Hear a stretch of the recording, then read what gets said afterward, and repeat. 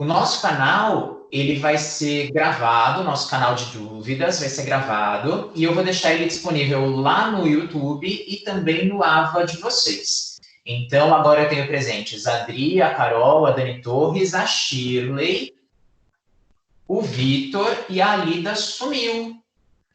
Deve ter caído a internet dela. Eu não consigo ver a Shirley nem o Vitor. Eu não consigo ver a Shirley nem o Vitor. Não, eu consigo ver a Shirley. O Vitor, a Shirley. Eu não consigo ver. De vocês, mas eu sou muito burra tecnologicamente. Meu, dá até raiva.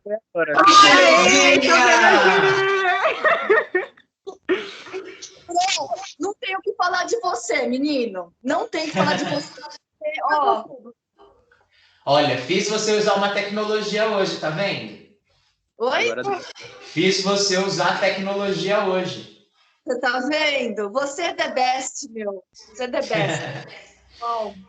Pessoal, a gente vai fazer esses plantões de dúvida sempre no horário da nossa aula, tá? Então, toda quarta-feira, às 19h10, eu vou logar para a gente fazer esse bate-papo, esse plantão de dúvidas. Então, se vocês não quiserem colocar as dúvidas de vocês como comentário dos vídeos ou me mandar por mensagem, podem usar essa abertura que a gente vai ter aqui para isso, tá bom? Ok. Perfeito? Então, vamos lá. Nós tivemos 2 semanas de aula, uma sobre recuperação de áreas de mata ciliar e uma sobre recuperação de áreas litorâneas que eu passei para vocês hoje no começo da tarde. Todo mundo conseguiu ver a aula de litorânea? Sim. Me conseguiu. Tá. E aí eu quero saber de vocês dúvidas para que a gente possa esclarecer. Ai, eu tava lavando louça, tinha 2 dúvidas que eu acabei não anotando, mas eu tenho. Muita calma nessa hora. Uma delas, se eu não me engano, uma delas seria com relação à área degradada, de como melhorar essa área, devido à poluição e tudo mais. A minha dúvida é, conforme está degradado, não é só o ambiente em si, o pH também não pode alterar essa degradação, pode aumentar, né, e diminuir comida, meio entra em desacordo, vão morrer espécies. Mas tem mais alguma outra coisa, gente? Vão comentando, que aí eu vou lembrar e eu vou perguntar. Devia ter anotado. Tá, então, só trazendo o que a Shirley falou agora. Então, sim, toda vez que a gente tem uma área degradada, nós podemos ter alteração microclimática. E aí a gente vai ter problemas no pH, na estabilidade do solo, nos micronutrientes. E a gente pode utilizar algumas técnicas para tentar recuperar esses microambientes degradados, como é o caso das técnicas de recuperação de solo que nós vimos na aula lá presencial, como translocação de matéria orgânica, translocação de serapilheira, ou até mesmo a introdução de algum tipo de organismo que possa fazer com que essa área se reestabeleça. Mas toda vez que a gente degrada uma área, não é só a área macroscópica que é degradada, a microscópica e o microambiente também. Tá. Pegando o gancho da Shirley e o que você disse também, eu queria mais tirar uma dúvida. Por exemplo, o acidente de Mariana, né? Os acidentes que teve, que aquela lama tóxica toda invadiu os sistemas aquáticos, né? Os nossos ecossistemas aquáticos. E aí, no caso de uma emergência como essa, quais as medidas que eu poderia tomar de imediato para estar minimizando esse impacto? Existe algo que eu possa fazer de imediato? Pergunta difícil, né? É para começar bem a transmissão, entendi. Então, imediato, a gente não tem muitos relatos na história, pessoal, do que dá para se fazer de imediato. Porque rompimento de barragem, pelo que nós tivemos na história, nós já tivemos alguns, claro, só que aqueles que mais causaram problemas foram os de Brumadinho e de Mariana. E eles chegaram em uma época sem precedentes aqui para o Brasil. porque essa lama tóxica ela estava muito próxima a rio e muito próxima à área manancial e também próximo às áreas urbanas. Então, nessa magnitude, foram os 2 grandes acidentes considerados os primeiros acidentes que a gente teve. O que a gente poderia fazer de imediato? De imediato seria naquele momento em que a lama está ainda descendo. Era tentar colocar algum tipo de barreira. Tentar colocar alguma barreira, fazer algum tipo de contenção para evitar que esses dejetos chegassem nos rios e no solo. Só que a quantidade de material é imensa e a velocidade do material é grande. Então, de imediato, a gente não teria o que fazer. O que a gente poderia começar agora a pensar, depois do derramamento, é fazer uma análise química e microbiológica desse solo, ou do que sobrou dele, e tentar técnicas de remediação. Então, inserir micro-organismos e macro-organismos para fazer a remediação desse local. Então, quem sabe fitorremediação, uma remediação com moluscos, por exemplo. O escargot, eu não lembro a espécie dele, mas aquele mesmo molusco que se come na França, que a gente tem até aqui no Brasil também, ele consegue sequestrar metal pesado. Então, é uma alternativa. Tá. Obrigada, Pro. Imagina. Não Posso sei se eu fazer uma consegui. pergunta? Pode, Carol. No slide, você fala que os ecótones são lugares muito sensíveis, né? Porque Extremamente. atinge tanto o terrestre, no caso, quanto o aquático. Tanto Mas aquático de água doce como de água salgada. Sim, mas você diz também que o manguezal é um lugar muito resiliente. Então, ele é tanto sensível quanto resiliente? Na verdade, o que acontece é assim, ecologicamente, os ecótonos, que são essas áreas de transição, são áreas sensíveis porque são pontos de conexão entre ecossistemas. Toda vez que você tem a conexão física de um ecossistema com o outro, você faz com que essa área se torne extremamente sensível. No caso do manguezal, além dele ser uma interligação entre a água doce e a água salgada, o ambiente terrestre e o ambiente aquático, ele também tem uma capacidade de resiliência na vegetação. Então, a vegetação dos manguezais, ela consegue se recuperar com grande facilidade. Por isso que eu falei lá na nossa videoaula que uma das formas de você recuperar um manguezal é deixá-lo sem contato humano. Se você tirar a fonte de degradação, tirar a fonte que traz um impacto ambiental, ele tende a se recuperar. Ele não é resistente. E aí é uma coisa que a gente precisa começar a pensar em termos diferentes. Resistência é a capacidade de suporte, o quanto ele aguenta. Ele não aguenta alterações. Ecótonos não aguentam alterações. Mas resiliência é capacidade de adaptabilidade. Então, ele consegue se adaptar. Mesmo você tendo alteração, se você retira a fonte do problema, ele consegue se adaptar e consegue se recuperar. Isso acontece só com mais uma todos os pergunta. ecótonos, tá? À vontade. Estou aqui para isso. Só mais uma perguntinha. Eu fiquei na dúvida a diferença de risóforo e pneumatóforo. Aí eu pesquisei na internet, né? E o risóforo é o caule que se desenvolve para descer. E o pneumatóforo é a raiz. Aí sobe. Tá, aí eu pesquisei, ele deu o risóforo, ele deu as espécies da risofora, que é o mangue vermelho. Perfeito. E o pneumatóforo deu a avicena, que acho que é o mangue branco, é o mangue preto. Mangue preto, isso mesmo, a avicênia. Então, cada mangue, ele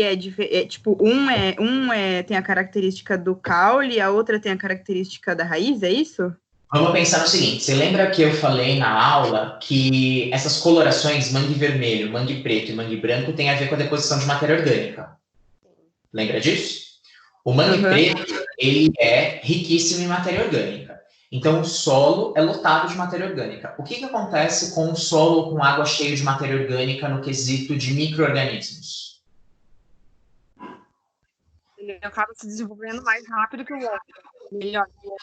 Fala, Dani.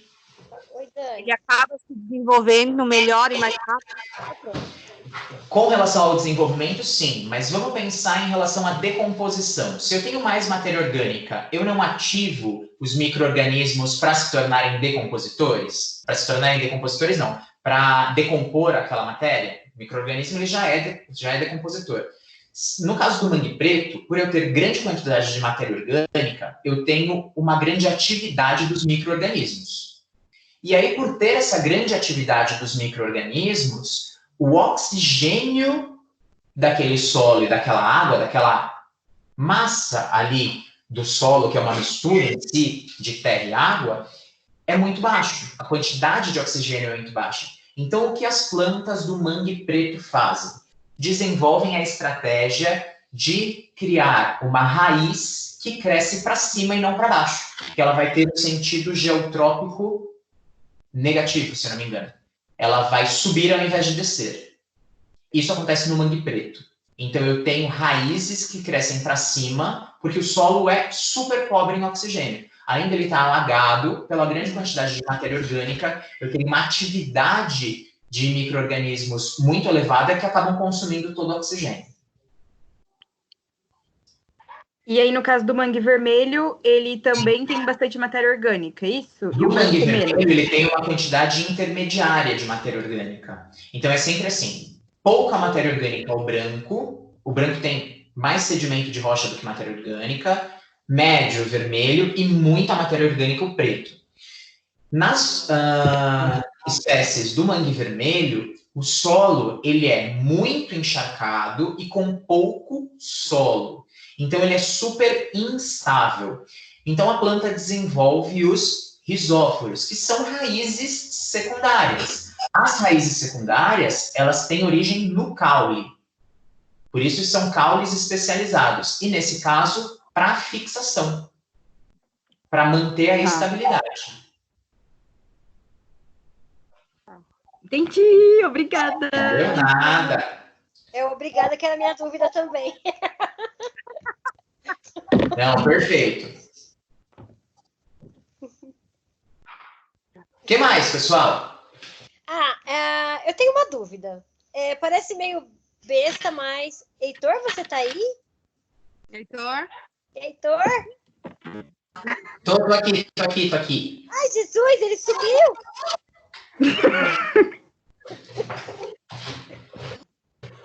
Pode falar. Na parte que você fala de recuperação com as plantas e tal, você diz em um determinado momento que a gente pode fazer, no caso, cortar galhos e fazer mudas para que sejam recompostas no ambiente. Perfeito. Mas aí vem uma dúvida minha. O substrato que eu vou utilizar para fazer essas mudas, por exemplo, uma vez que o solo é arenoso, não é isso? Semi-arenoso, né? Que você tem grande quantidade de matéria orgânica. Tá. E aí, qual que por exemplo, qual o tipo de substrato eu vou poder utilizar para estar desenvolvendo essas mudas? Vamos lá. Se você tiver o substrato do próprio mangue, já que a gente estava falando de mangue, tá? Sim. Se você tiver o substrato do próprio mangue não destruído, você usa ele mesmo. Você retira uma parcela e acaba utilizando ele mesmo. Tá, e no caso, se ele estiver destruído? Se ele estiver destruído, aí você tem que utilizar algum tipo de substrato rico em matéria orgânica e rico em água, já que você tem as plantas adaptadas a isso. Então, você pode pegar um substrato de alguma área próxima, que não esteja contaminado, ou você pode utilizar um substrato totalmente neutro, que é a vermiculita. Não sei se todo mundo já ouviu falar. A vermiculita, ela tem uma composição que ela mistura um pouco de argila com um pouco de areia, mas é um substrato sintético, que ele é utilizado meio como coringa. Vermiculita. Isso.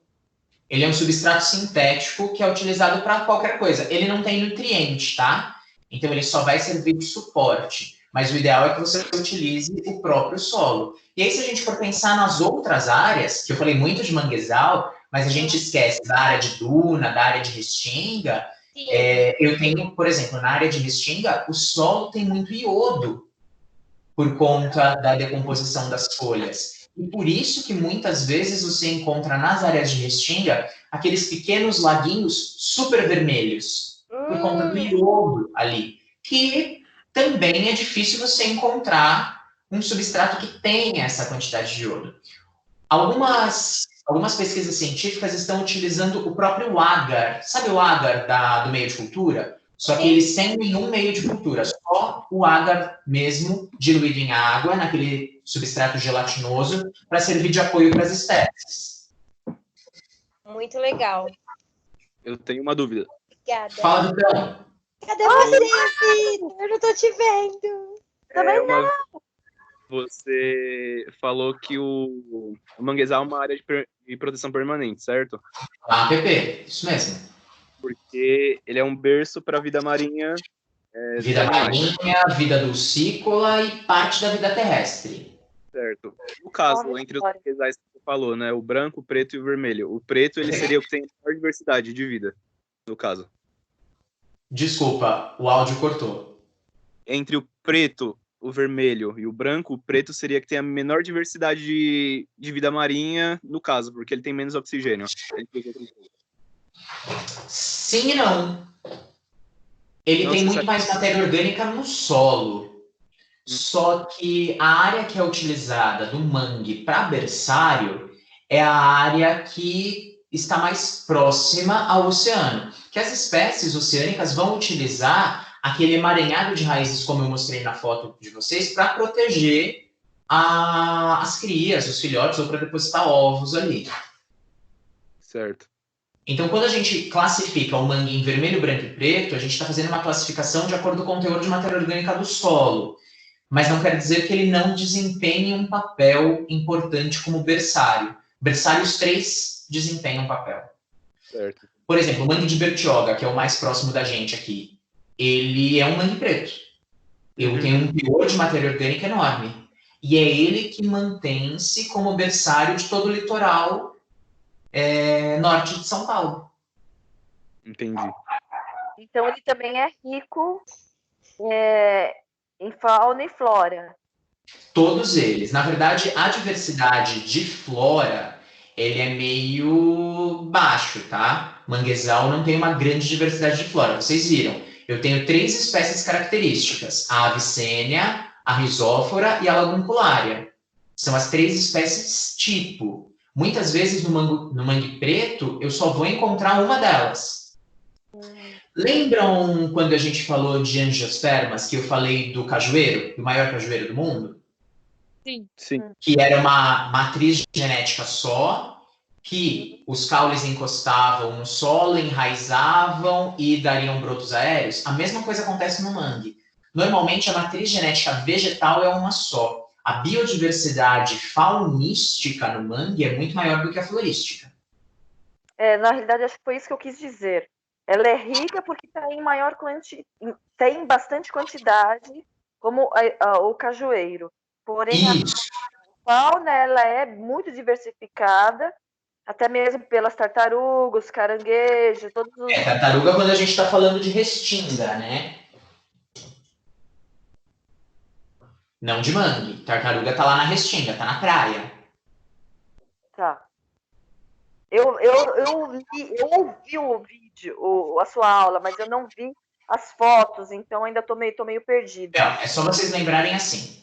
Ambiente costeiro, ele é dividido em praia, que pega toda a faixa litorânea e toda a área onde a gente tem a Avenida Beira-Mar agora, que ali a gente chama de restinga.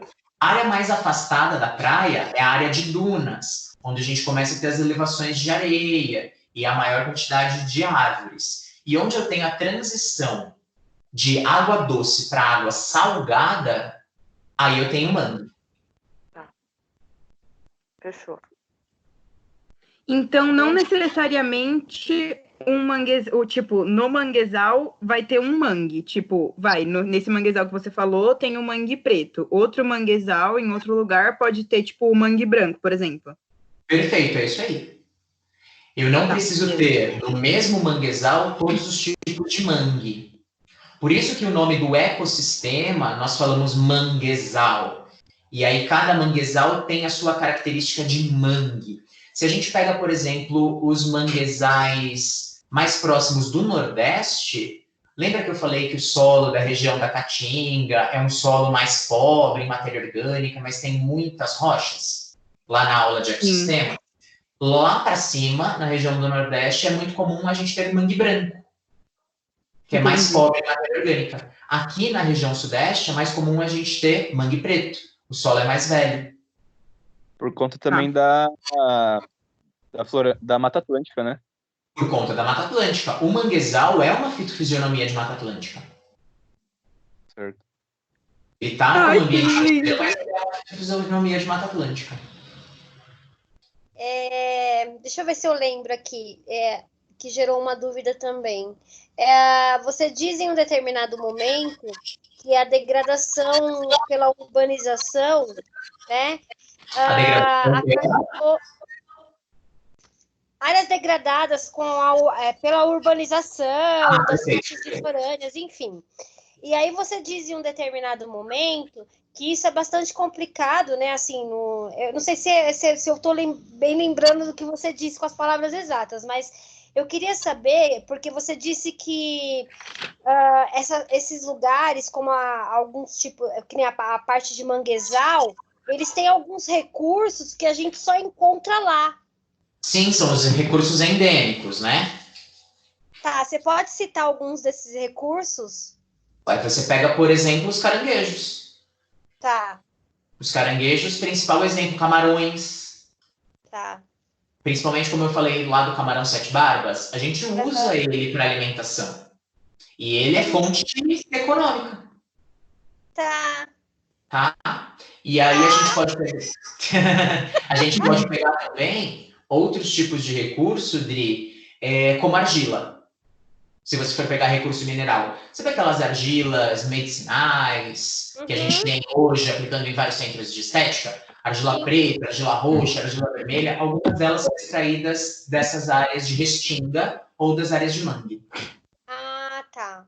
Muito obrigada. Nós temos como recurso vegetal nessas áreas, falando de restinga principalmente, samambaiaçu, as orquídeas, bromélias, elas também são consideradas recursos vegetais ali. E claro, né, gente, a gente não pode esquecer do palmito jussara, ele é da mata de restinga, é Mata Atlântica de restinga. Então a floresta de restinga, ela é uma floresta atlântica.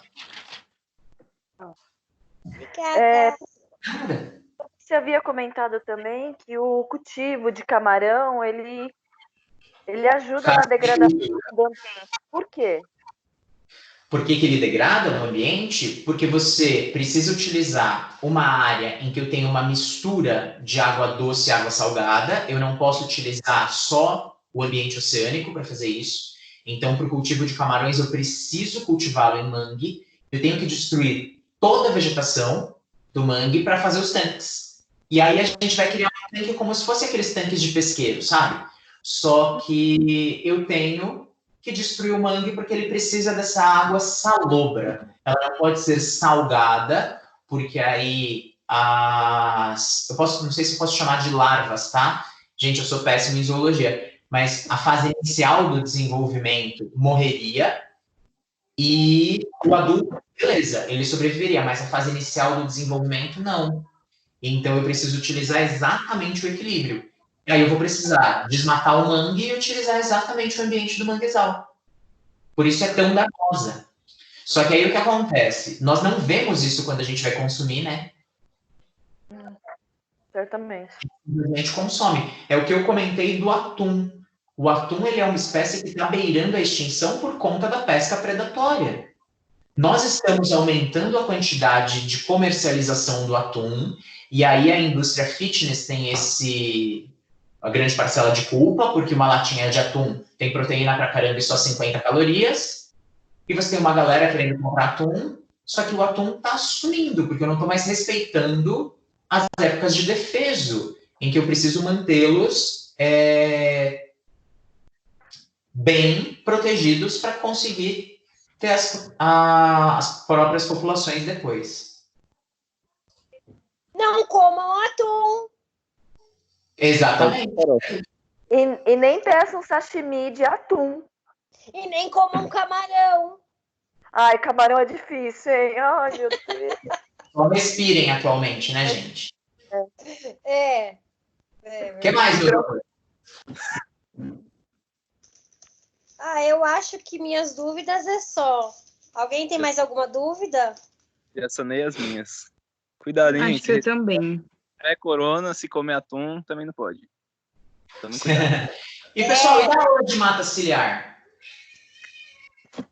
Acho que eu já tirei as minhas. A Carol me mandou um e-mail com várias dúvidas. Não sei se você quer compartilhar algumas, Carol, que pode ser dúvida de mais alguém, mas mata Carol, ciliar. compartilha com a gente. Tá, eu tenho anotado aqui, então eu vou falar. Eu tinha perguntado se todas as leguminosas elas eram comestíveis. E eu vi que tem uma espécie que ele tinha falado que é a Sesbania regata. Oi? Que é a espécie Sesbania, não é? Não, é a crotalária. Você falou da Sesbania depois, mas eu tinha perguntado em relação à crotalária. Isso mesmo. Porque eu vi que ela tinha flores, né? E ela era, tipo, pequena. E... eu não lembro direito mais o que eu tinha perguntado da crotalária. A Carol tinha me perguntado no final de semana, me corrija aí se eu estiver errado, Carol, se realmente todas as leguminosas elas eram comestíveis e por que eu utilizaria leguminosas e gramíneas, quem era mais rica em carbono e quem era mais rica em nitrogênio para o solo, uma coisa assim.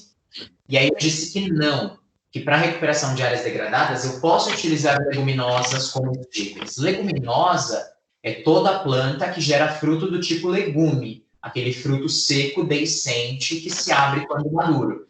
Aí eu tenho as leguminosas mais famosas, o feijão, a soja, a ervilha, a lentilha.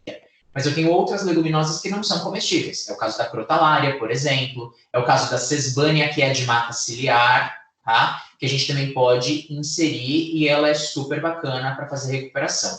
Uma coisa que a Carol perguntou é que em um dos meus slides estava escrito leguminosas ricas em nitrogênio e gramíneas ricas em carbono. E no outro eu inverti. E aí eu comentei com a Carol o seguinte, que aí para esclarecer para todos vocês, que a mistura para recuperação de áreas de mata ciliar de gramínea com leguminosa, então duas famílias botânicas, Poácea e Fabácea, se dava meio como se a gente misturasse o arroz e o feijão na alimentação. Uma vai enriquecer a outra. Se eu fizer uma recuperação inicial de mata ciliar só com leguminosa, não dá certo. Se eu fizer uma recuperação só com gramínea, também não. Então, uma ajuda a outra. Enquanto uma está dando alguns tipos de carbono, a outra está fornecendo alguns tipos de nitrogênio. Por isso, elas são complementares e eu uso as duas. A crotalária, que foi uma das plantas que eu comentei na aula passada, é uma das plantas mais utilizadas para recuperação de mata ciliar, porque ela tem um alto poder de fixação no solo, então ela impede o assoreamento, impede que o solo tenha erosão para dentro do rio, e ela libera uma espécie de toxina nas suas raízes, quando ela germina, que não é uma toxina para nós, nem para os grandes organismos e nem para as outras plantas. Mas essa toxina vai inibir o desenvolvimento de larvas de mosquito. E ela está sendo utilizada até nos ambientes lênticos, como é o caso dos rios, dos lagos e das represas, para controlar o mosquito da dengue. Que demais. Bacana. Então, quando ela germina, ela vai liberando essa toxina que passa para a água depois de uma chuva e tudo mais, e as larvas do mosquito não conseguem se desenvolver, não tendo mais mosquitos adultos. Qual que é mesmo o nome, Pro? Deu uma dispersada aqui. Crotalária. Crotalária. Isso mesmo. Crotalária, precisa anotar. Tem um papel aqui. Crotalária, beleza. Muito bom. Esse vídeo vai ficar disponível pra gente também, né? Vai, eu vou colocar lá no YouTube e vou deixar no AVA de vocês também. Fechou. Perfeito. E aí, pessoal, só para todo mundo saber, nós tivemos uma reunião da faculdade em que todos os links para os nossos bate-papos ao vivo estarão na nossa primeira aula, tá? Então, vocês não vão precisar ficar procurando.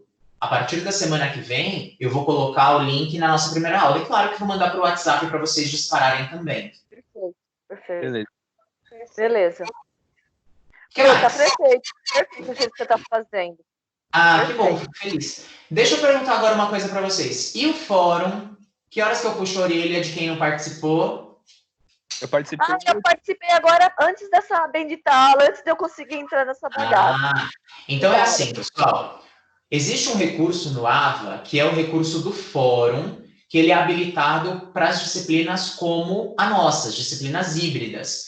Eu habilitei esse recurso lá no AVA de vocês. Só que eu não sei por que cargas d'água, só eu estou conseguindo ver. Eu habilitei todos vocês e eu não tenho maturidade intelectual para fazer o fórum funcionar.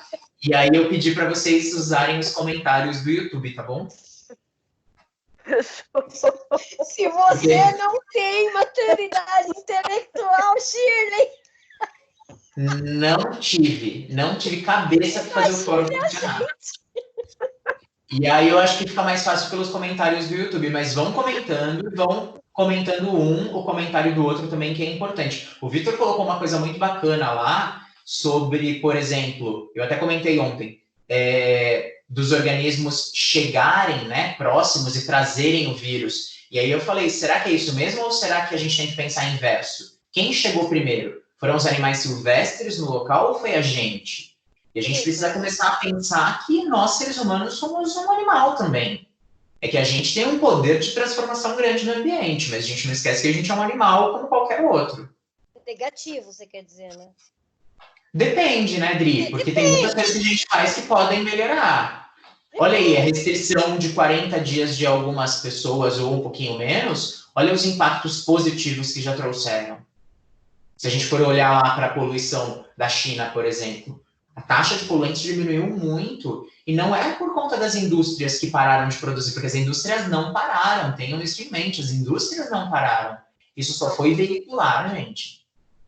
Exatamente. E olha que a China, por exemplo, usa carvão mineral como combustível doméstico, né? Eles não têm gás como a gente tem em casa, é tudo carvão mineral. E mesmo as pessoas estando em casa e tendo que cozinhar e tudo mais, a taxa de poluentes diminuiu muito por conta dos carros. Aí eu dei o exemplo lá de Veneza, que a gente também foi noticiado, dos canais que voltaram a ter peixes, e a gente conseguiu ver a água porque o sedimento baixou. Então tem umas coisas bem bacanas que estão acontecendo. Eu queria muito saber como estão os índices de poluentes aqui em São Paulo, nos marcadores de poluentes atmosféricos que a gente tem durante aqueles relógios espalhados, para saber como está a qualidade do ar. Tenho essa curiosidade, porque uma vez que a gente não tem esse tipo de serviço, né, de monitoramento da poluição nesses relógios. A gente tem a temperatura e hora, mas de qualidade do ar a gente não tem. Heitor, a gente sabe que, assim, é imprevisível o tempo que a gente leva para recuperar uma área, certo? Imprevisível. Não dá para você prever. Mas, assim, essas mudanças que vêm acontecendo e os níveis que está chegando a recuperação de certos ambientes, isso realmente é possível em 15 dias essas áreas estar sendo recuperadas dessa maneira, apesar de não ser previsível o tempo? Vocês viram que a gente não fez absolutamente nada, não se incentivou a recuperação de áreas degradadas, certo? Sim. Simplesmente as pessoas mudaram os hábitos. E a natureza dá um jeito, é o que você sempre falou nas aulas. Não sei se todo mundo conhece, existe um programa, não sei se ele ainda passa, tá? No Discovery Channel, que chama, acho que Mundo Sem Ninguém, uma coisa assim. Que ele vai mostrando exatamente isso. Como se o ser humano deixasse de existir, a espécie humana fosse extinta. E você não desse mais nenhuma manutenção a nada do que é humano. Como a natureza ia se recuperando. As grandes cidades, as grandes metrópoles seriam tomadas de novo por florestas em menos de 100 anos. E aí, se vocês não estiverem trabalhando nos ambientes de trabalho de vocês, se vocês estiverem em home office também, tentem entrar no YouTube ou no Netflix, que esses programas ainda existem lá. Se eu não me engano, chama O Mundo Sem Ninguém, uma coisa assim. Eu já assisti. Inclusive, teve que, citando, né, que que esse coronavírus pode ser uma represália de Gaia, acho que é a respeito de um livro. Eu estava conversando isso com a Adri antes de vocês entrarem. Verdade. A teoria de Gaia do James Lovelock, que é a teoria de autorregulação do planeta Terra, né? Como se o planeta Terra estivesse doente e está tentando se autorregular. Qual é o grande problema que a gente vê em espécies? Quem é a espécie mais degradante do ambiente? O ser humano. E o planeta está tentando dar um jeito. Eu confio muito na teoria do James Lovelock. Eu também. Eu acho que a teoria de Gaia ela é fantástica para isso. Sem Que dúvida. seja um anticorpo da Terra, né? Vai saber. É só pensar que o planeta Terra está com gripe, né? E quando ele espirra, alguns vírus vão embora, como os seres humanos, Homo sapiens sapiens. Desculpa, gente, sei que está sendo gravado. Não se ofenda quem estiver assistindo isso depois. É Papo de verdade. biólogo, galera. Eu já querendo meter o pau no povo, não pode. Eu preciso segurar minha... Brincadeira, gente, brincadeira. Relaxem, respirem. Mas eu acho que uma coisa é interessante a gente começar a pensar nesses fatores regulatórios, porque a gente gerou muito fator degradante, né? Aí, voltando para a nossa aula de recuperação de áreas degradadas, a gente gerou muito fator de degradação. E tem uma hora que há uma pressão natural para fator regulatório. Pode ser uma coincidência?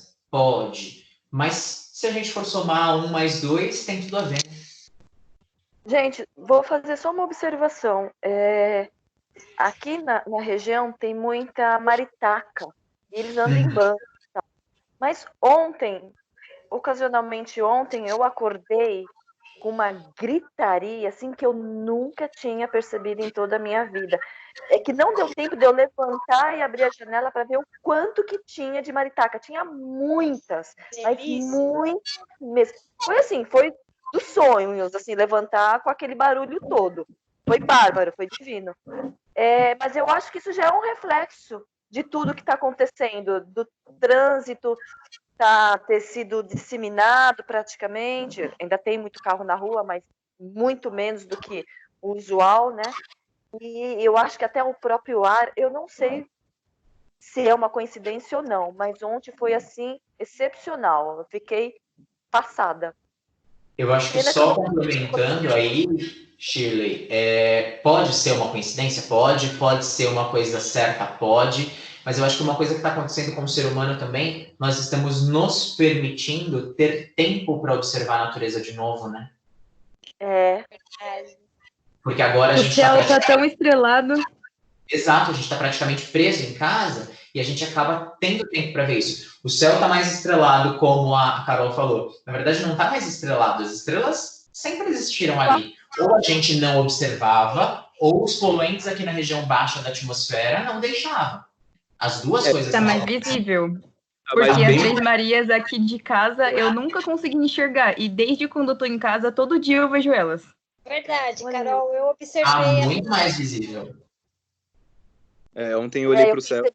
Eu era bem mais jovem, né? Pode ser isso mesmo. Eu acho que é uma forma de nós nos reencontrarmos como espécie, sabia? É uma questão, assim, se a gente for pensar aí de novo em degradação ambiental, de nós vermos o potencial influenciador que o ser humano tem e vermos ao mesmo tempo que não somos nada. A espécie humana está reclusa dentro de casa por um vírus, que nem ser vivo é considerado pelos seres humanos. Pensem nisso, ele é só uma partícula infecciosa. Punk, hein? De grande potência, invisível aos olhos nus, que pode detonar com parte da humanidade. Exatamente. Eu acho que serve para a gente realmente parar e pensar e o que a gente está fazendo com tudo isso, né? O que a gente está fazendo em prol do outro, e o que a gente está fazendo com o ambiente, né? Com esse egoísmo todo que a gente vê, a gente não para. A Shirley fez uma observação incrível agora. A gente não para observar mais o céu, a gente não para observar, sabe, do caminho da sua casa mesmo, o tipo de vegetação que eu tenho até a faculdade ou até o trabalho. A gente não para mais para dar atenção em pequenos detalhes que fazem toda a diferença na vida da gente. E eu acho que esse momento está chegando chegando como uma cobrança mesmo, um momento de reflexão para todos nós, né? O planeta, até que ponto ele está suportando tudo isso? Eu acho que é chegado o momento que ele falou, peraí, não dá mais, eu não aguento, e essa galera precisa acordar e, de repente, ver que eu existo e eu estou aqui e precisa ser feito algo de imediato. E não é só pelo planeta, é por nós também. Eu acho que é um momento de reflexão pela gente, né? Por nós, por cada um. Eu quero pegar uma coisa que o Vitor sempre falava nas nossas aulas presenciais, né? Que era a questão da quantidade de seres humanos existentes na Terra e a pressão que a gente coloca nisso. O Vitor sempre comentava disso, que grande quantidade de pessoas na Terra tem uma hora que o sistema vai parar. E isso já era previsto, vocês devem lembrar das aulas de educação ambiental, desde a década de 50, né, pessoal? Que uma hora o sistema ia travar inteiro. Exatamente. E travou, né? Ia travar tanto que travou. E aí agora a gente está numa situação que é complicada para todos os lados. Mas nós somos privilegiados. Porque a gente está aqui, está fazendo essas discussões, a gente está pensando fora da casinha. Imagina quem não pode fazer isso, ou quem não tem a consciência que isso é importante ser feito. Eu acho que o papel dos biólogos pós-crise do coronavírus vai ser incrível. Eu acho que vai ser um papel excepcional que a gente vai ter. Eu também acho. E eu acho que nós somos privilegiados também por estar vivendo um momento como esse, um momento de transição como esse, e um momento que é de grande valia para estudo para nós. Sim. Né? De estudo mesmo, de estar desenvolvendo aí alguns trabalhos científicos em relação a isso. Eu acho que é um momento de grande valia e de poder mesmo. Eu acho que a gente precisa estar atento a essas questões para a gente poder estar informando melhor as pessoas que são mais carentes de informação. Eu acho que é esse o nosso papel, né, Heitor? Exatamente. Pegando o gancho de vocês, mais... o Vitor, como o Pro acabou de falar também. Oi? Alô?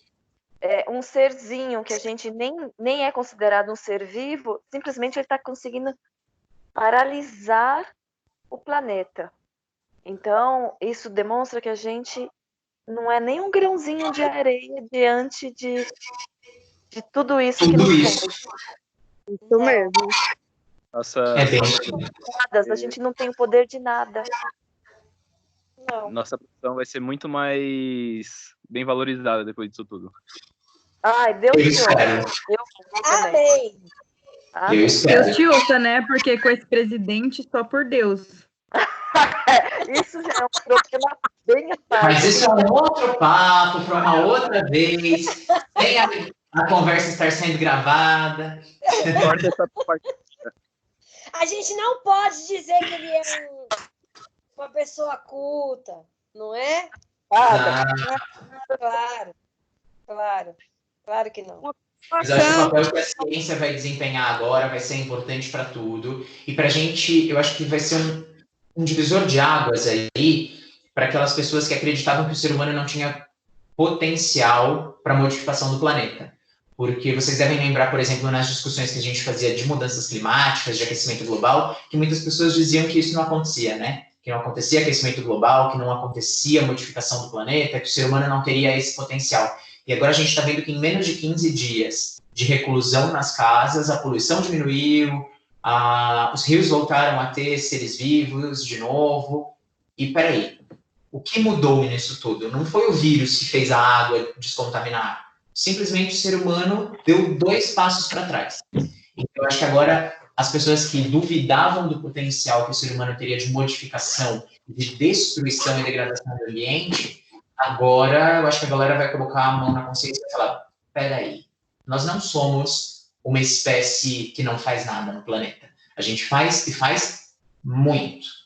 E eu acho que a questão ainda a gente faz muito errado e podemos ser destruídos por algo tão íntimo e tão pequeno que a gente não vê.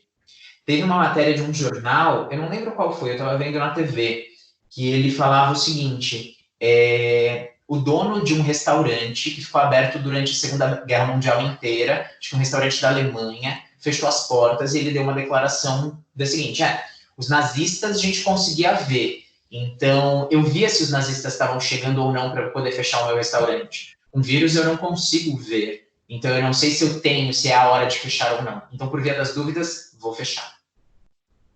Muito bem. Que sábia decisão. Não é? É bem isso mesmo. O Eu que mais, acho pessoal? Se a gente Não tem tem. todo esse poder de destruição, né? Você imagine o homem convivendo em harmonia com a natureza, que coisa linda ia ser tudo isso, né? Quantas descobertas, quantas coisas a gente ia poder ter em benefício próprio e em benefício dela também. Então, eu Sim. acho que dá para mudar tudo isso. Precisa ser mudado. Eu espero que esse seja um momento de mudanças na vida da gente. Agora, deixa eu escutar um pouco a voz da dona Dani Torres, que ela sumiu, né? Dani, você não tem nenhuma dúvida? Faz tempo que não fala. E aí, alguma dúvida, meu amor, das nossas aulas? Esclarecido, Heitor. Tá bem esclarecido mesmo. Anotei tudo que tinha que anotar, assisti de tarde a aula, anotando bastante coisa que o pessoal também tá tirando as dúvidas no meu caderno. E é que minha câmera frontal tá com problema, então se eu colocar outra, eu tenho que ficar virando o celular toda hora. Não, tranquilo, é de boa. É que você tá quietinha e a gente tá falando igual um monte de velha fazendo tricô, então... Ai, eu tô na A telinha aqui sou eu. E eu, Shirley? A chazinha do pedaço, Era do velho. lanche agora? Peraí que o Vitão tá querendo falar. Aula Hora do lanche geriátrica. agora? Oi, Vitor. É hora do lanche agora? Já estão fazendo pastel ali? Quem tá fazendo pastel? Peraí que eu quero ver. O bom é isso, né, gente? A gente tá no conforto do lar, tem pessoas que estão comendo nessa hora, tem pessoas que estão de babá, de gato. Fala oi pro pessoal, Salém. Lindo! Salência, delícia! E assim vai. Pessoal, vocês querem colocar mais alguma coisa? Vocês acham que pode encerrar? Com Não. vocês. Eu não tenho mais dúvidas. Diga, Vitão. Eu não tenho mais dúvidas. Não? Já Então, Eu tô beleza. tranquila também. Beleza. Qualquer coisa, vocês têm o meu WhatsApp, vocês podem mandar mensagem por lá. Usem e abusem daquela ferramenta do Ava, que é a ferramenta das minhas mensagens. Deixa eu dar alguns recadinhos para vocês. A nossa disciplina, ela tem pré-aula, aula e pós-aula. As questões de pós-aula, vocês vão responder para me entregar. Lembra que a gente fez esse combinado. Quando que vocês vão entregar? Quando a gente voltar para fazer a prova, tá? As nossas aulas práticas, assim que a gente retornar e que tudo se normalizar, nós vamos repor essas aulas práticas para vocês, fiquem tranquilos. As teóricas a gente está tendo aqui, ou pelas videoaulas e agora pela conferência que a gente está fazendo para plantão de dúvidas, que eu acho que fica mais fácil. Nas pré-aulas, ou tem texto, ou tem vídeo para vocês verem. Aproveitem esse tempo para vocês também se dedicarem a isso. Na ferramenta Minhas Mensagens, eu estou vendo vocês conversarem bastante com os tutores dos TCC, e aí só dando um gancho no TCC, o Francisco mandou uma mensagem hoje, dizendo que a entrega da primeira atividade foi prorrogada, tá? Vai ter uma data diferente, ela aumentou o prazo aí. Então, deem uma olhada lá nas mensagens para isso. O que mais que eu tenho para falar para vocês? Comentei com a Adri, vocês vão receber da Alessandra, por essa semana, um cronograma, um semanário, do que cada professor vai fazer com vocês e onde vocês vão encontrar cada uma das informações. A gente está preparando isso para vocês se organizarem também. E tentem separar sempre o horário das nossas aulas para vocês estudarem, para vocês criarem essa rotina que vocês já tinham antes, porque senão a gente entra em parafuso mesmo. E sempre no horário das nossas aulas, a gente vai estar aqui juntos, então eu vou tentar disponibilizar as aulas antes para vocês, no mesmo dia da nossa aula, ou até um dia antes para vocês verem, e a gente tem esse espaço aqui para dialogar, para conversar, para poder tirar dúvida, no horário de aula. E aí, mesmo que vocês estejam fazendo qualquer outra coisa em casa, tenta pelo menos logar aqui no momento da aula, para você escutar a gente discutindo, mesmo que você não participe, para você ter uma ideia do que a gente está falando, porque a aula vocês estão tendo. E aí uma coisa, eu acho que a Shirley me perguntou da primeira vez que ela conversou comigo no WhatsApp, era se eu acreditava que a gente ia perder o semestre. E aí eu respondo isso para vocês todos agora. De jeito nenhum, gente. Nós não estamos fisicamente juntos, mas estamos aqui virtualmente juntos. Das minhas aulas, por exemplo, vocês não ficaram um único dia sem ter aula. Vocês estão tendo ou pelas videoaulas e agora aqui pelo presencial. Vocês já tinham os materiais lá, então vamos pensar positivo. É um momento da gente se cuidar, da gente refletir. E mesmo que algumas pessoas podem aí dizer para vocês, mas o meu curso ele é presencial, eu não pago um curso virtual. Mas nós estamos numa situação que o presencial ele não pode acontecer. Fazer o presencial agora é colocar a nossa vida em risco e a vida das pessoas que a gente ama em risco. E como biólogos, a gente precisa ter essa consciência, que o presencial, agora, ele precisa ficar em stand-by, e a gente está aqui, presentes, só que a alguns quilômetros de distância de vocês, mas nunca a gente vai deixar vocês desamparados, tá? Então, contem com a gente para tudo, saibam que as aulas estão sendo feitas com o maior carinho, a mesma dedicação de aulas para estar com vocês aí, a dedicação que a gente está tendo aqui do outro lado. Eu penso, por exemplo, na hora de gravar o vídeo, e eu apago o vídeo várias vezes antes de mandar para vocês, porque eu vou pensando nas carinhas que vocês vão fazendo, então algumas vezes eu falo, a Carol vai gostar disso, o Vitor vai gostar daquilo, a Adriana daquilo, a Lida daquilo, e aí eu vou tentando mudar a minha dinâmica para prever o que vocês vão reagir das aulas, tá? Eu sei que não é a mesma coisa, eu sei que é um período de adaptação, mas eu acho que é melhor do que vocês estarem sem aula, é nós estarmos promovendo esses encontros, essas discussões e essas aulas virtuais. E com uma vantagem, né, gente? Vamos falar o que é verdade. A minha aula presencial, se você faltasse, já era. Se você chegasse atrasado, já era. Tendo a minha aula gravada, vocês podem rever quantas vezes vocês quiserem. E aí teve uma dúvida, dá para voltar o vídeo, não conseguiu fazer hoje, dá para fazer amanhã, dá para pegar no final de semana. Vocês não teriam os professores de vocês praticamente 24 horas por dia disponíveis para repassar a aula com vocês. E tendo as aulas gravadas, vocês têm essa segurança, o que é muito legal. Tá? Para nós, é ruim estar longe de vocês também, mas agora eu acho que está, como biólogos e como seres humanos, está na hora da gente dar as mãos virtuais, sem poder dar as mãos presenciais, só se elas estiverem muito bem higienizadas, e é o momento da gente se preservar. É para a preservação da espécie. Vamos pensar como biólogo. Certo? Então, se alguém falar que a gente não está tendo aula, vou puxar a orelha, porque eu estou aqui dando aula para vocês. O que há? Daqui a pouco é o horário do intervalo, ó. Eu já disse que vou gostar de novo. Tem a agradecer, né, Heitor, a dedicação. Só agradecer a dedicação. Espera aí, gente, um de cada vez. Quem quer falar primeiro, para o ímpar. Dani. Mais velhinhas, rapidinho, que a velhinha já vai sair. Eu quero agradecer, Heitor, a sua dedicação, a sua preocupação e estar mantendo o mesmo nível de aula online como se fosse presencial. Perfeito. Você está de parabéns na inovação. Por mais que seja uma inovação, é para você, é para nós, mas sou só fã sempre. Tá? Filha, inovação para mim, sim, muito obrigado. Mas eu apanhei pra caramba. E ainda tô apanhando. Na ferramenta de hoje eu estava desesperado com a Adri aqui na sala e mais ninguém. Eu falei, meu Deus do céu, cadê esse povo? Mas obrigado, de verdade. Não estou conseguindo entrar. Mas eu acho que agora, depois que vocês entraram a primeira vez, vai ficar mais fácil, até para a gente ajudar os outros a entrarem também. Posso só esclarecer uma coisinha que eu acho que você esclareceu para mim? Claro, Carol. Você falou da atividade pós-aula e para a gente fazer no caderno e entregar. E isso você, na atividade de mata... Eu até já perguntei isso para você, né? Mas só para o pessoal também ficar sabendo. E aí, na aula de mata ciliar, você deu aquela questão falando que ia valer 500 pontos.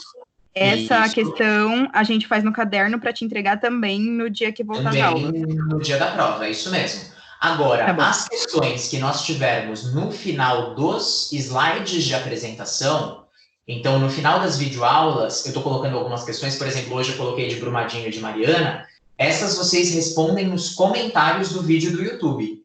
E aí ela tem uma data, eu coloquei lá, se não me engano, até dia 31 para vocês, né? Uma coisa assim. E aí quem responder até aquela data tem a pontuação, quem responder depois tem menos pontos. E aí eu só preciso que vocês efetivamente me ajudem a fazer a galera que não está participando tentar participar também. Então é tentar puxar Kaique, a Lida, Sara, Paulo, porque eu esperava todo mundo aqui. A Lida estava aqui, ela estava conversando comigo pelo WhatsApp hoje à tarde, ela conseguiu entrar, mas depois ela sumiu e não voltou mais. Então, eu quero muito que todo mundo participe, e aí também chamem as pessoas, agora que vocês já conhecem como funciona essa teleconferência aqui que a gente fez, também conversem com o pessoal aí para a gente aproveitar o tempo de aula, né? Afinal, todo mundo estaria lá na faculdade exatamente nesse horário, então vocês só não estão lá, vocês estão da casa de vocês, e aí eu vejo, por exemplo, tudo e mais um pouco da casa de vocês e vocês da minha. Então, a Carol, ela tá com uma camiseta muito legal amarela ali na área de roupa que eu gostei pra caramba. E tem uns filtros de sombra na parede maravilhosos. Mas brincadeiras à parte, pra gente tentar interagir também, né, pessoal? E para eles participarem, por favor. E aí eu preciso contar com a ajuda de vocês. Beleza.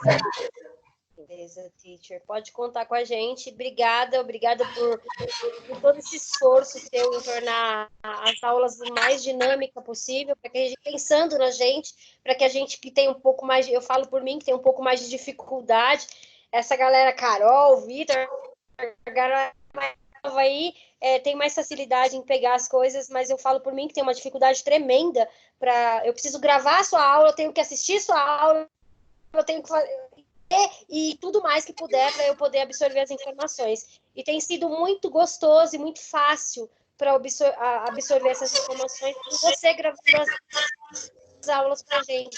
Diferente do AVA que a gente tem, que não é também ruim, mas é diferente você ter o seu professor que já conhece cada um de nós, fazendo a aula, pensando diretamente na gente. Então, isso facilita o entendimento e tem sido muito gostoso. Muito obrigada pela sua dedicação.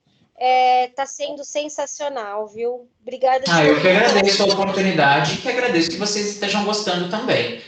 E eu acho que esse canal agora que a gente está aqui vai facilitar mais ainda para a gente esclarecer dúvidas. Então, acho que vai ser uma alternativa boa. Também tenho certeza. Podíamos manter ele mesmo depois das aulas. Com certeza. Bom, gente, obrigado. Eu vou jantar agora. Isso. Vou comer purê hoje.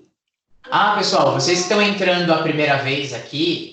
Para que a gente consiga sair da sala, tem um telefoninho vermelho na tela de vocês. Vocês têm que apertar ali para desligar, senão eu não consigo fechar a sala, tá bom? Tá bom. Tá bom, então. Gente, boa noite. Muito obrigado. Boa noite. Muito obrigada. Se cuidem. Até a próxima. Beijo. Beijo. Beijo, Carol. Beijo, Shirley. Tchau, beijo. Se cuidem. Se cuidem. Tchau. Tchau.